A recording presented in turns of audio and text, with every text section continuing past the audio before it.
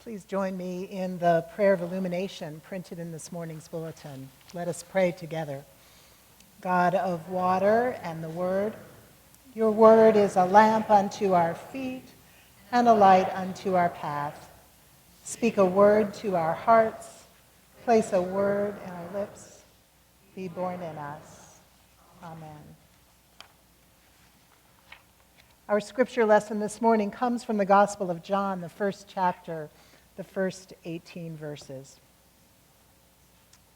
where John writes, "In the beginning was the Word, and the Word was with God, and the Word was God. He was in the beginning with God. All things came into being through him, and without him not one thing came into being. What has come into being in him was life, and the life was the light of all people. The light shines in the darkness, and the darkness did not overcome it. There was a man sent from God whose name was John. He came as a witness to testify to the light, so that all might believe through him. He himself was not the light, but he came to testify to the light. The true light, which enlightens everyone, was coming into the world. He was in the world, and the world came into being through him, yet the world did not know him. He came to what was his own, and his own people did not accept him. But to all who received him, who believed in his name, he gave power to become children of God, who were born not of blood or of the will of the flesh or of the will of man, but of God. And the Word became flesh and lived among us, and we have seen his glory, the glory as of a Father's only Son, full of grace and truth. John testified to him and cried out, 'This was he of whom I said, he who comes after me ranks ahead of me, because he was before me.' From his fullness we have all received grace upon grace. The law indeed was given through Moses. Grace and truth came through Jesus Christ.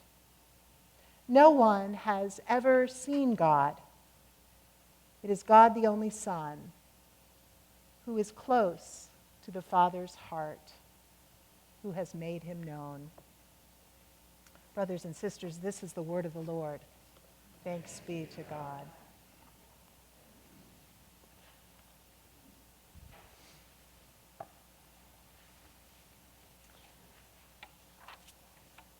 I am grateful for every chance I get to be with you here at Westminster, because you are a leader in our presbytery, because I never leave here without feeling as though I have really worshiped God.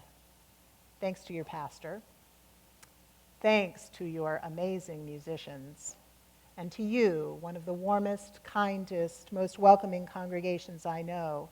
Never mind the fact that you're just 9.2 miles away from where I live. I like that a lot as well. I really, really like that you are in the Central Time Zone. I like that so much. Because in my work in the Presbytery of Wabash Valley, our connectional body of 80 congregations from here to, which way is east, Quincy? To Auburn, to Kokomo, well, never mind, to Crawfordsville and all of the geography here and between there. I have the opportunity to be with a different congregation almost every Sunday. Since the beginning of this call in August of 2016, I've worshiped with 72 of our 80 congregations, and that's quite a joy, and it's quite an opportunity to connect and to see and to imagine the possibilities for ministry and mission in our region and beyond. It's so good to be with you here this morning in order to say thank you for lots of things, for being a leader in this presbytery, for lending your pastor to the presbytery in the coming years, right now as vice moderator of the Presbytery of Wabash Valley, and a commissioner to the 223rd General Assembly next June in St. Louis, and who knows what else is in store. And it's pretty fun to also be able to thank the Worthingtons for sharing the gift of their son with this congregation and with the wider church. One of the responsibilities that I have is to be with congregations as your presbytery's executive leader when a congregation is experiencing a transition of a pastoral nature. Because really, frankly, we're all in transition all the time as Presbyterian churches. And so while it's always a joy to be with you, the transition created by Bo Brown's resignation is not the happiest of circumstances under which to pay you a visit. I want to give voice to my personal disappointment in this, only a little bit like the despondent disciples on the road to Emmaus in the narrative from Luke. I have found myself in the last few weeks muttering the words, "We had hoped." Because we had hoped for a vibrant ministry with Bo here at Westminster and in other parts of the presbytery as well.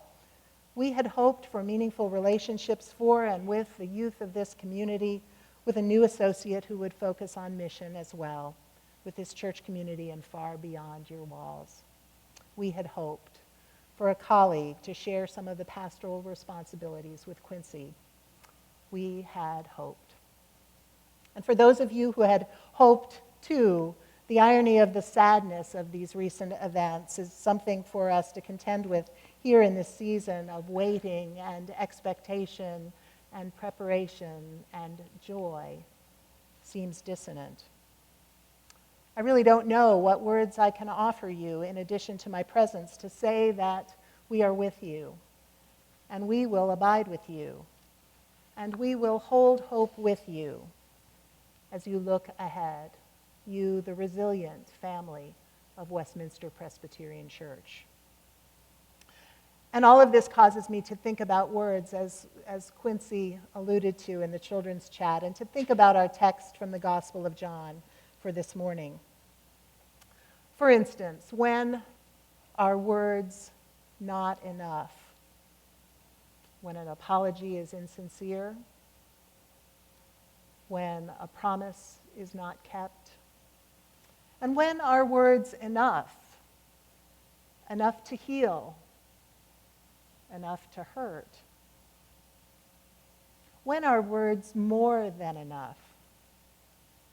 I think the words, "There is no evidence of disease," are more than enough words. And I think these words are more than enough. The Word became flesh and dwelt among us. Unlike the other three gospel writers, John begins his story long before human history begins, at the very dawn of creation. In this overture or prelude to his gospel, he lays out the very themes that he will develop later on. The transcendent beauty and the lofty theology in John's prologue may seem too immense, too high-flown for us to comprehend, but that is, after all, the point of this text, that the transcendent, beyond words God took on flesh, came to us, found us, sought us out, took on our own existence with its pains and its sorrows, its vulnerabilities and its joys. Stephen Bauman says it especially well. God, he writes, is embedded with us in the human predicament. In fact, scholars love to say that the word pitched a tent in our midst. That's the Greek. A down-to-earth image for such a hard-to-grasp concept. In any case, preacher Fred Craddock eloquently sums up the bottom line of what John is saying here about God and that human predicament. Whatever else John 1:14 means, it does state without question the depth, the immensity, the intensity, and the pursuit of God's love for the world. What difference would it make if we thought of ourselves, the whole world, as pursued by God's love? Jesus Christ shows us who God is, and we have received from his fullness, John tells us, grace upon grace. Now, this phrase sets a tone for Advent, as it lays a foundation for a theology of abundance, an almost daring thing to speak of in times of economic hardship for so many people. But a theology of abundance is a beginning of all things perspective. I think Quincy alluded to that last week in his sermon, that the beginning of the Gospel of John harkens back, reminds us, strikes a chord, sounds a note, like the beginning of creation in Genesis. But our economic dislocation, on the other hand, says much more about us and the way we've managed the abundance with which God has blessed us. So as people of faith, we take a long view back to the beginning when God showered us with an overflowing abundance of grace and a good and beautiful creation. Just watch how often generosity appears in Eugene Peterson's translation of John 1 in the Message. Generous, inside and out, true from start to finish. We all live off of God's generous bounty, gift after gift after gift. We got the basics from Moses, he writes, and then this exuberant giving and receiving, gift after gift after gift. Or as Charlie Kozar puts it, to behold God is to be a recipient of wave after wave of divine generosity. That's grace. And to experience God's faithfulness to the ancient promises. That is truth. And so as an Advent year begins, as some of us struggle our way out of economic troubles, and the gap between the rich and the poor grows wider as more wealth moves upward to a smaller and smaller percentage of the population, and too many people are still out of work or underemployed or feeling insecure in their jobs.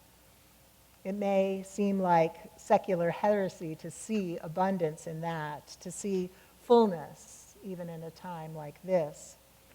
But if we can embrace this theme that I understand you have wisely adopted in this season of Advent, of simplicity in the face of the excessive commercialism of cultural Christian celebration, Christmas celebrations, that the real abundance of life, the real abundance is captured in this message, that there is more than enough of everything our spirits need most, more than enough forgiveness and reconciliation, more than enough grace and life and truth and joy and generosity and healing and justice.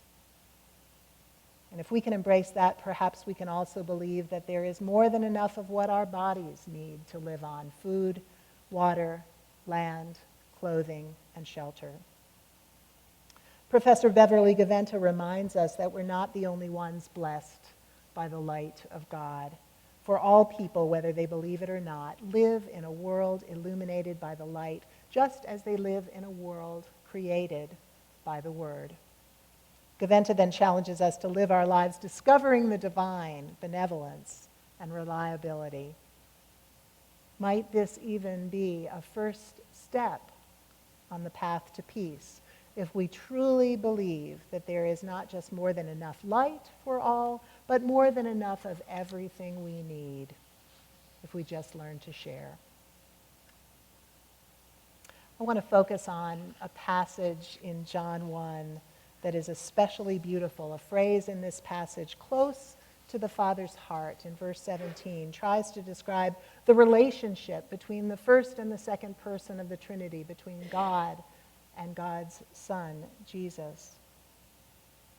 However, the translation in the NRSV might be improved according to the New Proclamation Commentary on the Gospels. With God really means towards God, and close to the Father's heart really means in the bosom of, or in the embrace of, the Father, both expressing a vibrant and active exchange. Preacher Barbara Brown Taylor reflects beautifully on the word bosom, an image that evokes the maternal as well as the paternal body of God. While no one has seen God, Jesus apparently knows where to lay his head. The Son, also knows how to listen to the heartbeat of his Father. John speaks of a word that was present at creation, a mighty God above our imaginings or our description. And yet this word came into the world as a human being, as a baby, small and vulnerable and sweet. It's kind of hard to relate to a transcendent God, but we can certainly relate to a baby, to a mother. We can maybe even relate, strangely enough, to the shepherds who came to give homage, even though most of us have never been shepherds. The Word then isn't an intellectualized, conceptual God, but an enfleshed, living, breathing God who shares our sorrows and our joys and our sufferings and our struggles and our hopes. As Stephen Bauman again puts it, there is no darkness, even unto death, in which God is not intimately acquainted and engaged, present and powerful, loving and true. Perhaps this paradox explains why singing Christmas carols helps us in our humble attempts to express the inexpressible. We cannot put into words the incredible mystery of God made flesh, and yet we know it in our bones. We have felt God with us, even when we could not ever explain how that could be. So in her sermon, Waiting in the Dark, Barbara Brown Taylor reflects on what it feels like to wait for some all-important thing, as John the Baptist did before Jesus arrived. She writes, John's life was one long advent, a waiting in the dark for the light, a waiting without knowing for the one thing that would change everything. Many of us are waiting for a messenger who will tell us that the tide has turned, that the day of vindication and hope has arrived, that God is still with us. Some of us have secretly, perhaps privately, in the deepest places of our hearts, given up hope. Or worse, we may assume that it's all up to us, or that we can somehow make everything right, all by our own efforts, without a God who has chosen to be right here, right in the midst of everything we face. And so as we wait, Taylor writes, we can live in hope and trust. We may be short on the details, she writes, but we are not short on hope or wonder at this mystery whose good hands we are in. Our text for this morning does more than remind us of what God did long ago. Rather, it proclaims that God is active in our world today, in this setting, in this time, in this place, in history. We might feel tired and overwhelmed already by the preparations for Christmas, but it would be better, it really would, to feel energized and renewed by the good news of the gift of Jesus Christ every day and not just on one morning or one season each year. As one author observes, Christmas takes a while to celebrate. The incarnation takes a long time to think about. Again, Barbara Brown Taylor develops the theme of bringing a word to life, a word that each one of us has a gift for bringing to life. Whether that word is compassion or justice or generosity or patience or love. Until someone acts upon these words, she observes, they remain abstract concepts, very good ideas that few people have ever seen. The moment someone acts on them, the words become flesh and they live among us so that we can see their glory. Taylor makes the same observation about congregations who embody words as well. So there are times when words are enough, especially when words or the word cause us to respond with compassion and with action. So maybe you'll come back later today and gather on the lawn to rehearse and witness the story once again of the embodiment of a promise of God in the form of a tiny baby. I understand you have all sorts of lively interaction planned with live animals, although it breaks my heart that there will not be a camel present. And maybe that story itself this year will feel like gift to you. And your thank you note for that gift will be a story you tell with your own words and with your own actions. God's grace has brought us light, has brought us truth, has brought us home. Our reading today suggests that we ask God, where do you live, God? Would it be obvious, I wonder, to the surrounding community that God lives here in the midst of Westminster? Mary Lynn Hudson's pastoral reflection on this text considers that the Word is embodied in the life we share together, in the extraordinary care that opens a home to a broken body in need. The Word is embodied in the extravagant feeding of people who can no longer cook warm meals for themselves. The Word becomes flesh when it embraces with love the stranger who has come home.